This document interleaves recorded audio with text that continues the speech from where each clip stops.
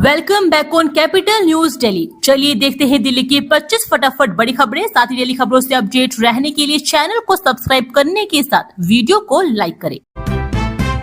दिल्ली में गुम नहीं होगा पार्सल, अब क्यूआर कोड से ट्रैक होगा सामान, एसएमएस से मिलेगा पल पल का अपडेट। पार्सल मैनेजमेंट सिस्टम लागू होने से दिल्ली के पार्सल केंद्रों पर अब न सिर्फ डिजिटल भुगतान आसान हुआ है, बल्कि क्यूआर कोड से पार्सल की ट्रैकिंग संभव हो रही है।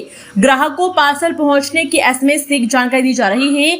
इस सुविधा से ग्राहक को अपने पार्सल के बारे में पूरी जानकारी मिलती रहेगी, उसके खोने का डर नहीं रहेगा। रेलवे अधिकारियों ने बताया कि पार्सल किराया लगभग 100% तक भुगतान डिजिटल माध्यमों से किया जा रहा है।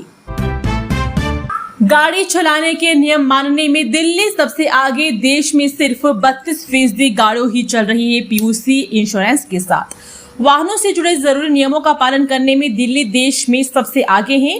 राजधानी में 65% एक्टिव वाहन जरूरी नियमों के मुताबिक चल रहे हैं। इन वाहनों के पास वैध pollution under control certificate, insurance और फिटनेस सर्टिफिकेट जैसे जरूरी दस्तावेज है। दिल्ली के बाद चंडीगढ़ का नंबर है, जहां करीब 58% एक्टिव वाहन नियमों का पालन कर रहे हैं। तीसरे चरण में भर सकती है 10,000 खाली सीटें, मिड एंट्री में छात्रों ने दिखाई रुचि। डीयू में स्नातक प्रवेश की दौड़ अभी खत्म नहीं हुई है। पहले 2 चरणों के बाद खाली रह गई सीटों को भरने के लिए शुरू की गई मिड एंट्री प्रक्रिया में अभ्यर्थियों की अच्छी भागीदारी देखने को मिल रही है। शुक्रवार तक 2,589 नए अभ्यर्थियों ने मिड एंट्री के तहत पंजीकरण करवाया, जबकि 29,365 विद्यार्थियों ने कॉलेज और पाठ्यक्रम की अपनी वरीयताओं में बदलाव किया या उन्हें अंतिम रूप से जमा किया है। ऐसे में तीसरे चरण के सीट आवंटन में बड़ी संख्या में विद्यार्थियों को प्रवेश मिलने की उम्मीद है। डीयू में 2026-27 के लिए पहले और दूसरे चरण की प्रवेश प्रक्रिया पूरी होने के बावजूद विभिन्न कॉलेजों और पाठ्यक्रमों में करीब 10,000 सीटें खाली है। विश्वविद्यालय ने इन सीटों को भरने के लिए मिड एंट्री का विकल्प दिया है। दिल्ली सरकार में बड़ा प्रशासनिक फेरबदल, 16 आईएएस, डीएएन, आईसीएस अधिकारियों के तबादले, कई को मिली नई जिम्मेदारियां। दिल्ली सरकार ने प्रशासनिक स्तर पर बड़ा फेरबदल करते हुए कई आईएएस और दानिश अधिकारियों के तबादले एवं नियुक्तियां की है। सेवा विभाग की ओर से गत 7 अगस्त को जारी आदेश के तहत कुल 16 अधिकारियों के तबादला नियुक्तियों में बाहर से आए कुछ अधिकारियों को अलग अलग विभागों की जिम्मेदारी सौंपी गई है। यह फेरबदल तत्काल प्रभाव से लागू किया गया है। दिल्ली के सेंट्रल विस्टा की सड़कें अब संभालेगा एनडीएमसी, 2 दशक बाद सीपीडब्ल्यूडी से वापस मिली जिम्मेदारी। सेंट्रल विस्टा क्षेत्र की सड़कों के रखरखाव की जिम्मेदारी अब नई दिल्ली नगर पालिका की होगी। केंद्रीय लोक निर्माण विभाग ने इस संबंध में आदेश जारी कर दिया है। आदेश के तहत सेंट्रल विस्टा से जुड़ी सड़कों के रखरखाव और निर्माण की जिम्मेदारी अब एनडीएमसी की होगी। वर्ष 2006 में इन सड़कों को एनडीएमसी से लेकर पीडब्ल्यूडी को दे दिया गया था। एनडीएमसी के वरिष्ठ अधिकारियों को छोड़कर इसमें सड़कों की मरम्मत और रखरखाव के साथ साथ साफ सफाई तथा सामान्य नागरपालिका कार्य भी शामिल होंगे। इससे मानसिंह रोड, जनपद और रफी मार्ग की जिम्मेदारी एनडीएमसी के पास आ जाएगी। 2.5 साल बाद दिल्ली महिला आयोग को मिली बोस। नई अध्यक्ष लता गुप्ता ने बताया पहले 100 दिन का एक्शन प्लान। दिल्ली महिला आयोग को करीब 2.5 साल बाद नियमित अध्यक्ष मिला है। जनवरी 2024 में स्वाति मालीवाल के इस्तीफे के बाद से आयोग का अध्यक्ष पद खाली था। अब भाजपा में कई पदों के साथ निगम की समिति की अध्यक्ष रह चुकी लता गुप्ता को इसकी जिम्मेदारी सौंपी गई है। नई अध्यक्ष के सामने लंबित शिकायतों के निस्तारण के साथ ही महिलाओं का आरोप है कि भरोसा मजबूत करने की चुनौती है। महिला सुरक्षा आयोग की कार्यप्रणाली, लंबित शिकायतों और उनके 100 दिन के रोड मैप को लेकर दिल्ली महिला आयोग के अध्यक्ष लता गुप्ता से रितिका मिश्रा ने बातचीत की। दिल्ली में तेजी से बढ़ा यमुना का जलस्तर, 24 घंटे में आया उफान 204.9 मीटर के पार पहुंचा। हरियाणा के हथनी कुंड बीरा से बृहस्पतिवार व शुक्रवार को अधिक पानी छोड़े जाने से दिल्ली में यमुना के जलस्तर बढ़ने लगा है। शनिवार की रात रोहा पुल के पास नदी का जलस्तर 204.9 मीटर तक पहुंच गया। शुक्रवार को 203.5 मीटर था। इस तरह से पिछले 24 घंटे में लगभग 1 मीटर की वृद्धि हुई है। बृहस्पतिवार को हरियाणा के हथनी कुंड से 20,000 से लेकर 30 क्यूसेक पानी यमुना में छोड़ा गया। शुक्रवार दोपहर यह बढ़कर 43,000 क्यूसेक तक पहुंच गया था। इससे दिल्ली में नदी का जलस्तर बढ़ रहा है। राहत की बात यह है कि शनिवार को हथनी कुंड से लगभग पानी छोड़ा जा रहा है। दिल्ली में पुराना लोहा पुल के पास यमुना का जलस्तर 204.5 मीटर तक पहुंचने का या हथनी कुंड बैराज से 1 लाख क्यूसेक पानी छोड़े जाने पर चेतावनी जारी की जाती है। भारत का नया एआई सुपर कंप्यूटर परम प्रज्ञा पीएम मोदी ने आईआईटी दिल्ली में किया शुभारंभ, कई खूबियों से है लैस। आर्टिफिशियल इंटेलिजेंस और हाई परफॉर्मेंस कंप्यूटिंग के क्षेत्र में भारत की क्षमता को नई ताकत देने वाली अत्याधुनिक सुपर कंप्यूटिंग सुविधा परम प्रज्ञा अब आईआईटी दिल्ली के सोनीपत कैंपस में शुरू हो गई है। शनिवार को प्रधानमंत्री नरेंद्र मोदी ने आईआईटी दिल्ली के 57वें दीक्षांत समारोह के दौरान इसका उद्घाटन किया। करीब 250 प्लेटफॉर्म की एआई कंप्यूट क्षमता वाली सुविधा बड़े पैमाने पर एआई शोध और जटिल वैज्ञानिक गणनाओं को तेज करने में अहम भूमिका निभाएगी। परम प्रज्ञा की सबसे बड़ी खासियत इसकी कंप्यूटिंग क्षमता है। इसमें 400 एनवीडिया A180 GB जीपीयू लगाए गए हैं। इनकी मदद से करीब 250 पेटाफ्लोप की एआई कंप्यूट क्षमता उपलब्ध होगी। टर्बुलेंस या पायलट से हुई चूक, अब फुकेट दिल्ली फ्लाइट का ब्लैक बॉक्स खोलेगा कॉकपिट के राज। 4 अगस्त को फुकेट से नई दिल्ली आ रहे एयर इंडिया की उड़ान AI 2379 में सवार यात्रियों के लिए ओडिशा के आसमान में हुआ भयानक हादसा केवल मौसम का कहर नहीं बल्कि सुरक्षा मानकों की एक बेहद गंभीर चूक का मामला बनता दिख रहा है। लैंडिंग के बाद हुए पोस्ट फ्लाइट मेडिकल टेस्ट में विमान के एक पायलट के साइको एक्टिव सब्सटेंस के सेवन के प्राथमिक पुष्टि की खबर ने नागरिक उड्डयन महानिदेशालय और एयरलाइन के गलियारों में हड़कंप मचा दिया है। उधर पायलट के डॉप टेस्ट में पॉजिटिव आने की खबरों के बीच एयर इंडिया ने आधिकारिक रूप से बयान जारी कर दिया है। इसमें कहा गया है कि नियमों और प्रोटोकॉल के अनुसार पायलटों का पोस्ट फ्लाइट स्क्रीन टेस्ट करवाया गया था। UER 2 लिंक रोड भूमि अधिग्रहण, दिल्ली के किसान आर पार की लड़ाई को तैयार। UER 2 से Delhi Katra express way link के रोड के लिए प्रस्तावित भूमि अधिग्रहण के विरोध में किसानों का आंदोलन अब निर्णायक मोड़ पर पहुंचा दिखाई दे रहा है। रविवार को लाडपुर गांव स्थित दादा पोबारा मंदिर में हुई महापंचायत में दिल्ली देहात के कई गांवों से बड़ी संख्या में किसान जुटे और सरकार के सामने अपनी 3 प्रमुख मांगों को लेकर आर पार की लड़ाई का संकेत दिया। किसान समिति ने कहा कि 2 दिन बाद आंदोलन की आगे की रणनीति की घोषणा की जाएगी। कंझावला, गड़ी रिंडाला, सावदा, जोंती, रानी खेड़ा, लाडपुर, निजामपुर समेत आसपास के गांव के किसानों ने एक स्वर में कहा कि वे विकास के विरोधी नहीं है, लेकिन उपजाऊ जमीन का उचित मुआवजा और प्रभावित परिवारों के भविष्य की सुरक्षा सुनिश्चित किए बिना भूमि अधिग्रहण स्वीकार नहीं करेंगे। शास्त्री पार्क और न्यू उस्मानपुर में डीडीए की जमीन पर अवैध पार्किंग का खेल, ट्रैफिक पुलिस ने कार्रवाई के लिए लिखा पत्र। शास्त्री पार्क में न्यू उस्मानपुर थाने के पास डीडीए की जमीन व सड़क और न्यू उस्मानपुर 5वां पोस्टा पर धड़ल्ले से अवैध पार्किंग चल रही है। दिल्ली यातायात पुलिस ने डीडीए व निगम के आरपी सेल को पत्र लिखकर कार्रवाई करने को कहा है। इसके साथ ही जो भी पार्किंग चल रही है उनके संचालकों को भी नोटिस जारी करके पार्किंग से जुड़ी अनुमति पुलिस को दिखाने को कहा है। यातायात पुलिस ने डीडीए व निगम को लिखे गए पत्र में कहा है कि अभिराज तिवारी, ओमसेन, नीटू, प्रिंस रेडा, महेश समेत अन्य सरकारी जमीनों पर अवैध पार्किंग चला रहे हैं। डीडीए व निगम संयुक्त रूप से मिलकर इनके खिलाफ कार्रवाई करे। कार्रवाई के दौरान पुलिस अपना सहयोग देगी। JNU में उमर खालिद की किताब पर चर्चा का कार्यक्रम रद्द, प्रशासन ने कहा छिपाए गए थे तथ्य। जवाहरलाल नेहरू विश्वविद्यालय में पूर्व छात्र उमर खालिद की पुस्तक fractured communities, Adivasi history and the politics of power पर प्रस्तावित चर्चा को लेकर विवाद खड़ा हो गया है। विश्वविद्यालय प्रशासन ने 10 अगस्त को स्कूल ऑफ सोशल साइंसेज के ऑडिटोरियम में होने वाले कार्यक्रम की बुकिंग रद्द कर दी। प्रशासन का आरोप है कि कार्यक्रम की जानकारी देते हुए कुछ तथ्यों को छिपाएगा। इस संबंध में जवाहरलाल नेहरू विश्वविद्यालय ने कहा, JNU एक लोकतांत्रिक और विकेंद्रीकृत संस्थान है। कार्यक्रम की अनुमति SSS के डोन ने दी थी और उन्होंने ही इसे रद्द करने की कार्रवाई भी की है।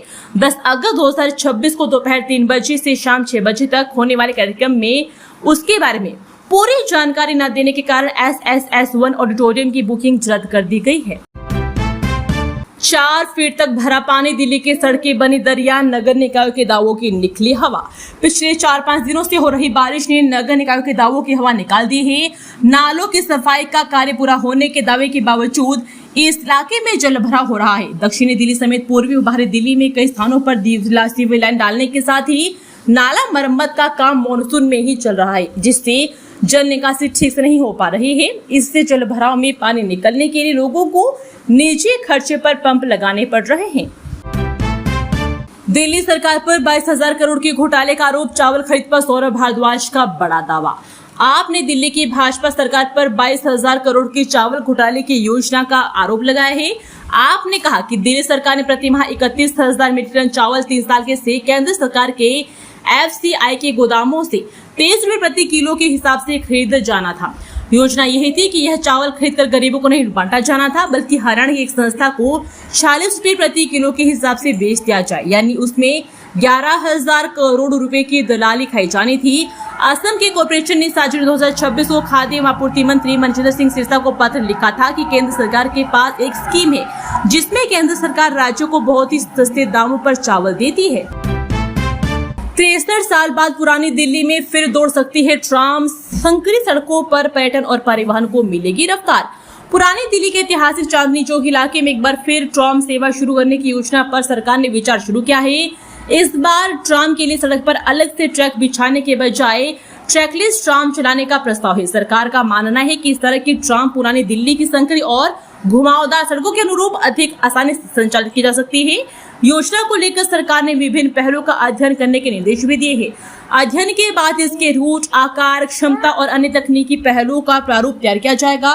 प्रस्तावित ट्राम की लंबाई और चौड़ाई पारंपरिक ट्राम की तुलना में कम रखने पर विचार किया जा रहा है। इसका उद्देश्य चांदनी चौक और पुरानी दिल्ली की सड़कों पर मौजूद विभिन्न मोड़ों से इसे आसानी से निकालना है। टर्बुलेंस में 300 फीट नीचे गिरा था विमान, कैप्टन के डोप टेस्ट ने खड़े किए गंभीर सवाल। थाईलैंड के फुकेत से राजधानी दिल्ली आ रही फ्लाइट के कैप्टन का साइको एक्टिव सब्सटेंस के लिए डोप टेस्ट में सैंपल पॉजिटिव आने का दावा किया गया है। हालांकि एयर इंडिया ने सैंपल पॉजिटिव आने के दावे की पुष्टि नहीं की है। दरअसल 4 अगस्त को फुकेत से दिल्ली आ रही एयर इंडिया की फ्लाइट आसमान से भयानक टर्बुलेंस की चपेट में आ गई थी। लैंडिंग से कुछ देर पहले टर्बुलेंस के चलते एयरबस A320 विमान अचानक करीब 300 फीट नीचे आ गया और जोरदार झटकों से 13 यात्री व 4 क्रू मेंबर घायल हो गए थे। दिल्ली में शिवरात्रि तक सड़कों पर संभल कर निकले, 11 अगस्त तक भारी वाहनों की नो एंट्री ट्रैफिक एडवाइजरी जारी। सावन शिवरात्रि को देखते हुए हरिद्वार और गंगोत्री से गंगाजल लेकर लौटने वाले कांवड़ियों की संख्या राजधानी दिल्ली की सड़कों पर लगातार बढ़ रही है। ऐसे में अगर आप घर से बाहर निकल रहे हैं तो आपको ट्रैफिक एडवाइजरी का ध्यान जो है वो रखना होगा। पुलिस ने गुरुग्राम और एयरपोर्ट जाने के लिए लोगों से मेट्रो से चलने की सलाह दी है। कांवड़ियों की सुरक्षा और आम लोगों की सुविधा के लिए दिल्ली ट्रैफिक पुलिस ने रविवार से 11 अगस्त तक कांवड़ मार्गों पर भारी व्यावसायिक वाहनों के प्रवेश पर पूरी तरह से रोक लगा दी है। स्वतंत्रता दिवस पर लाल किले पर हाईटेक सुरक्षा का घेरा, 20,000 सुरक्षाकर्मी तैनात, बस 35 सेकंड में होगी अपराधी की पहचान। राजधानी दिल्ली में स्वतंत्रता दिवस की तैयारियों के तहत 20,000 से अधिक सुरक्षाकर्मी तैनात किए जा रहे हैं, जिन्हें under vehicle system, face recognition system और स्वचालित नंबर प्लेट पहचान कैमरों सहित हाईटेक सर्विलांस की मदद मिलेगी। हाल ही में जंतर मंतर पर प्रदर्शन के दौरान हुई हिंसा और बीते 10 वर्ष नवंबर को लाल किले के पास हुए आतंकी धमाके को देखते हुए दिल्ली पुलिस सुरक्षा व्यवस्था को मजबूत करने के लिए अभियान ऐप से अपराधियों पर नजर रखेगी। वहीं लाल किला के आसपास लगाए गए 1000 से अधिक सीसीटीवी कैमरों से भी सुरक्षा व्यवस्था पर नजर रखी जाएगी।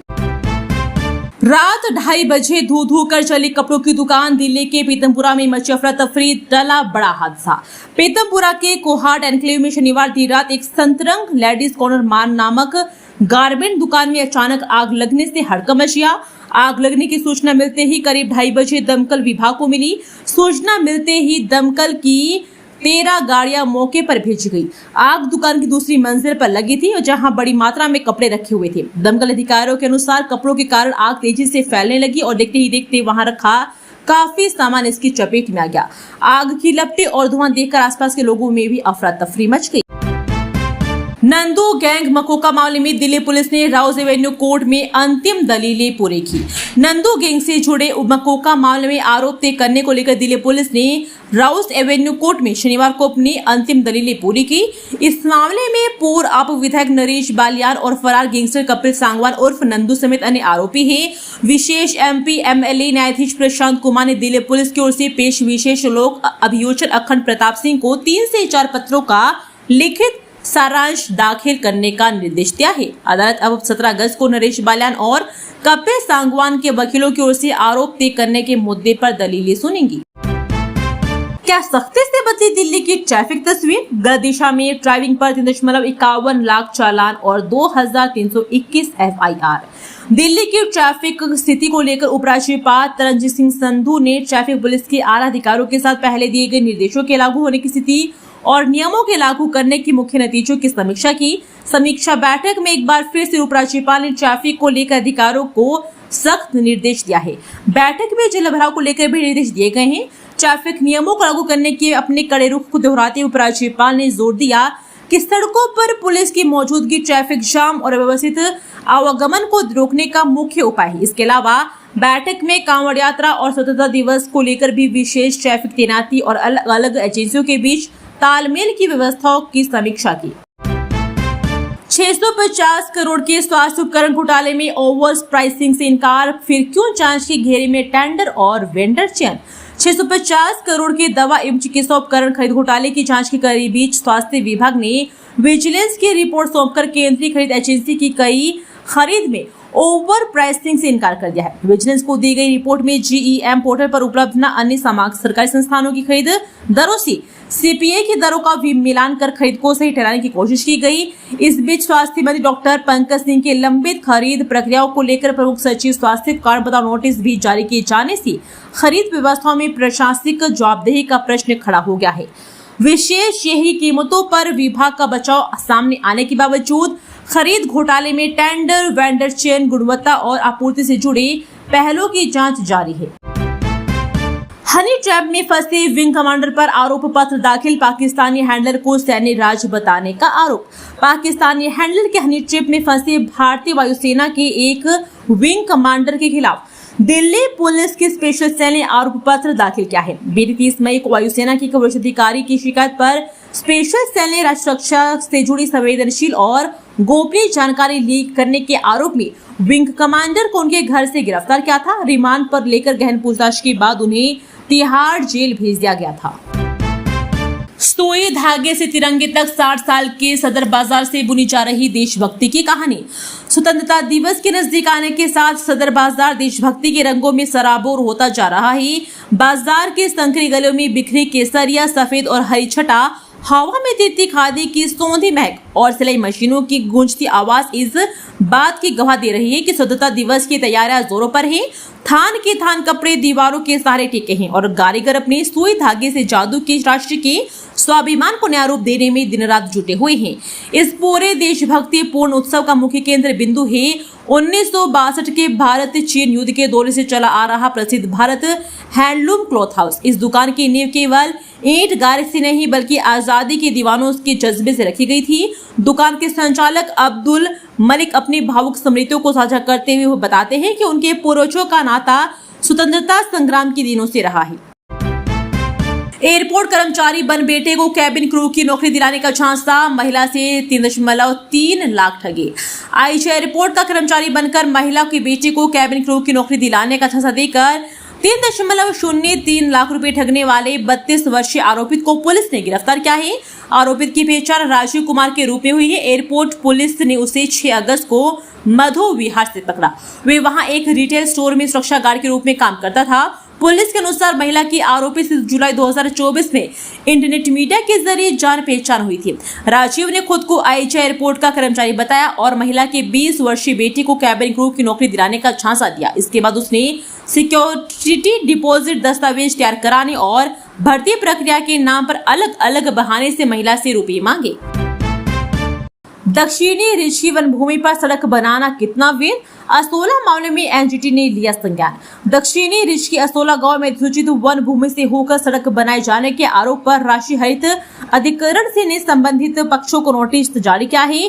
याचिका में आरोप लगाया गया है कि वन भूमि को बिना वैधानिक प्रक्रिया के फार्म हाउस तक पहुंच देने के लिए सड़क के रूप में इस्तेमाल किया जा रहा है। एनजीटी ने मामले की अगली सुनवाई 15 अक्टूबर को तय की है। एनजीटी के प्रधान पीठ के अध्यक्ष न्यायमूर्ति प्रकाश श्रीवास्तव और विशेषज्ञ सदस्य डॉक्टर अफरोज अहमद की पीठ ने देवेंद्र की ओर से दायर आवेदन पर सुनवाई करते हुए यह आदेश दिया है। पीठ ने याचिकाकर्ता के दलीलों पर विचार करने के बाद प्रतिवादों को नोटिस भी जारी किया है। दिल्ली के भाटी गांव में वन भूमि पर कब्जे का आरोप, एनजीटी ने लिया संज्ञान, वन विभाग से मांगी विस्तृत रिपोर्ट। दक्षिणी दिल्ली के भाटी गांव में वन भूमि पर अतिक्रमण और निर्माण गतिविधियों के मामले में राष्ट्रीय हरित अधिकरण ने संज्ञान लेते हुए संबंधित पक्षों को नोटिस जारी किया है। अधिकरण ने वन विभाग को मौके का सत्यापन कर वन विभाग की स्थिति पर विस्तृत रिपोर्ट दाखिल करने का निर्देश दिया है। मामले की अगली सुनवाई 15 अक्टूबर को होगी। एनजीटी के प्रधान पीठ के अध्यक्ष न्यायमूर्ति प्रकाश श्रीवास्तव और विशेषज्ञ सदस्य डॉक्टर अफरोज अहमद की पीठ ने शैलेंद्र की ओर से दाखिल आवेदन पर सुनवाई की। याचिकाकर्ता ने आरोप लगाया है कि भाटी गांव में वन भूमि की सीमा का टटीमा के माध्यम से सीमांकन पूरा नहीं होने का फायदा उठाकर कुछ व्यक्ति और समूह वन क्षेत्र पर कब्जा कर निर्माण करा रहे हैं। चिप्स, पिज्जा और कोल्ड ड्रिंक की बढ़ती लत से बच्चों की हालत, सेहत पर संकट, डॉक्टर ने बताया क्या हो सकता है असर। बच्चों की थाली से पौष्टिक घर का खाना हटाकर बिस्कुट, चिप्स, नमकीन, बर्गर, पिज्जा, मोमोज और कोल्ड ड्रिंक को जगह देना उनकी सेहत पर लंबे समय तक असर डाल सकता है। डॉक्टरों के अनुसार बचपन में विकसित होने वाली गलत खानपान की आदतें आगे चलकर मोटापा, मधुमेह, उच्च रक्तचाप और हृदय रोग जैसी जीवन शैली से जुड़ी बीमारियों का जोखिम बढ़ा सकती है। स्वामी दयानंद अस्पताल में विश्व स्तनपान सप्ताह के तहत आयोजित जागरूकता कार्यक्रम में विशेषज्ञों ने बच्चों को घर का पौष्टिक भोजन देने और शिशुओं के लिए स्तनपान को बढ़ावा देने पर जोर दिया। छोटे कैलिबर के गोला बारूद का भारत में बढ़ेगा उत्पादन, वीटीडीएस ने चेक कंपनी डीयूईयूएस ऑटोमेशन से लिया हाथ। दिल्ली की डिफेंस मैन्युफैक्चरिंग कंपनी विजन त्रिशूल डिफेंस सॉल्यूशंस ने छोटे कैलिबर वाले गोला बारूद के प्रोडक्शन के लिए चेक गणराज्य की डीईयूएस ऑटोमेशन एएस के साथ एक स्ट्रेटेजिक टेक्नोलॉजी ट्रांसफर एग्रीमेंट किया है। कंपनी के अनुसार यह पार्टनरशिप भारत में एडवांस मैन्युफैक्चरिंग टेक्नोलॉजी का इस्तेमाल करके आधुनिक छोटे कैलिबर वाले गोला बारूद के प्रोडक्शन में मदद करेगी।